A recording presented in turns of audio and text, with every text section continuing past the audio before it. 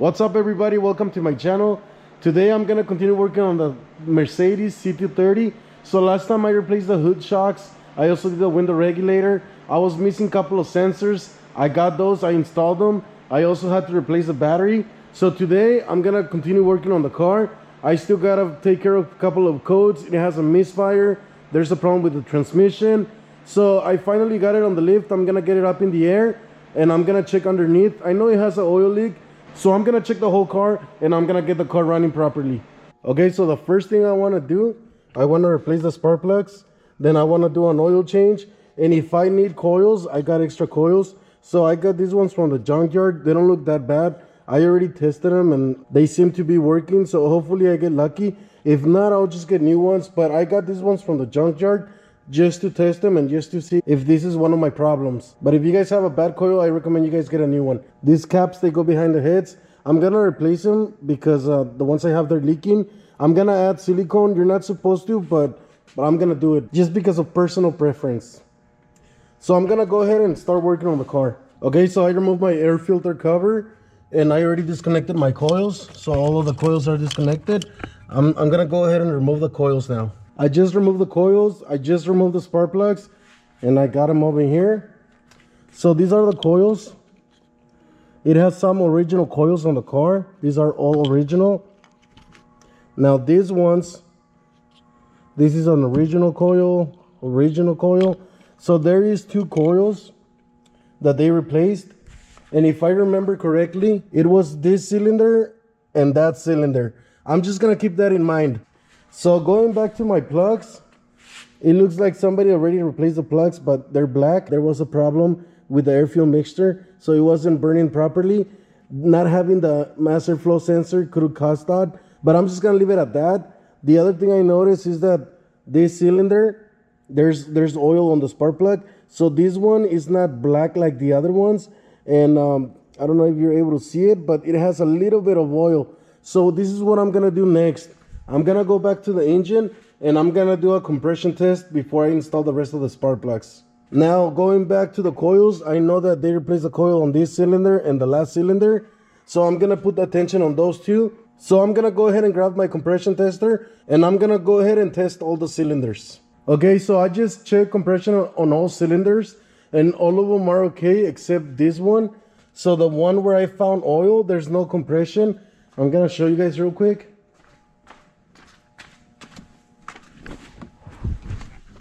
So there is the gauge. And I'm gonna crank it and it's not gonna move at all.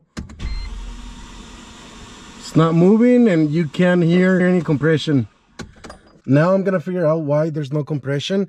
There's a couple of ways to find out, but my concern is I hope it's not the piston or the rings, because I'm not gonna rebuild the motor. If anything, I'm just gonna find another motor, and this one has low miles. Hopefully it's the head. Maybe, you know, there's a problem with the valves, but we're gonna find out. We're gonna find out what's going on, and whatever the problem is, I'm gonna have to fix it. So let's go outside and find out what's going on. So this cylinder doesn't have compression, and I already checked, and it goes by cylinder 1, 2, 3, 4, 5, 6, and I have a problem on number 4. So it's gonna be either the piston, the rings, the valves, or maybe the head gasket. And honestly, I'm assuming that it's gonna have a problem with the valves. So this is what I'm gonna do. I'm gonna check it the old-fashioned way.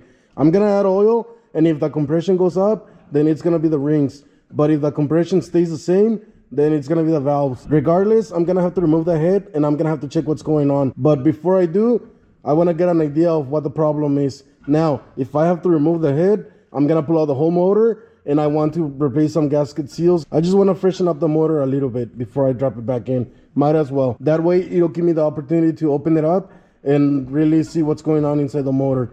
Make sure it's a healthy motor and make sure it's worth throwing the money in. If not, I'm gonna have to find another motor, but for now I'm gonna try to save this one. So I'm gonna grab oil and I'm gonna add oil in the cylinder and we'll see what happens. I'm gonna go ahead and add a little bit of automatic transmission fluid.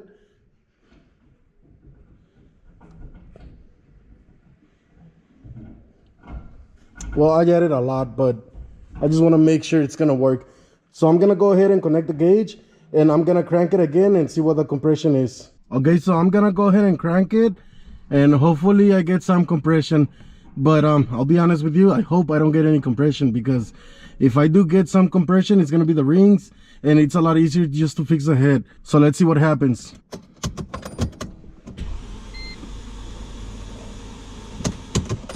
Okay, so as you guys are able to see, I cranked it and nothing happened.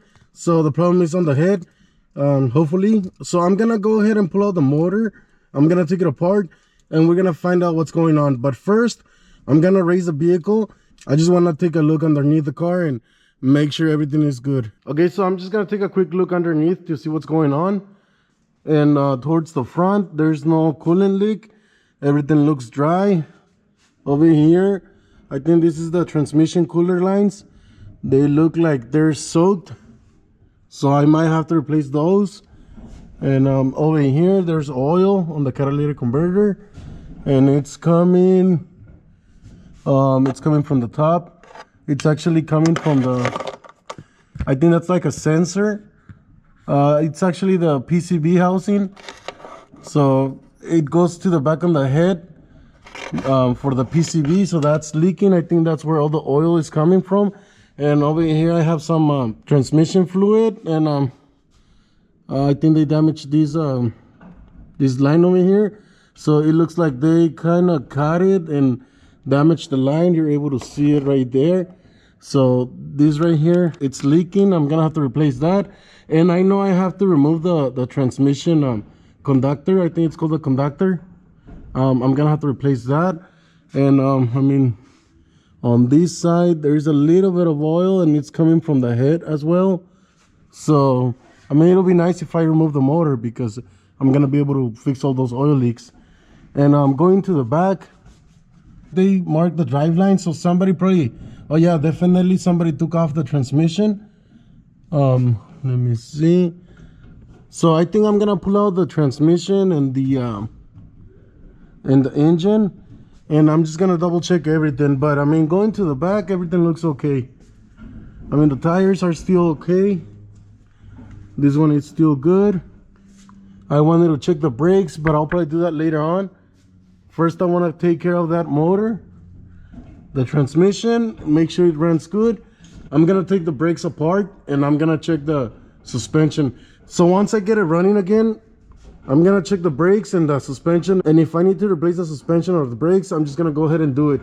But for now, I mean, the tires, they look okay, all four of them. I mean, there's no wear, it's wearing evenly. They look pretty good. So that's gonna be it for this video. For the next video, I'm gonna pull out the motor and the transmission.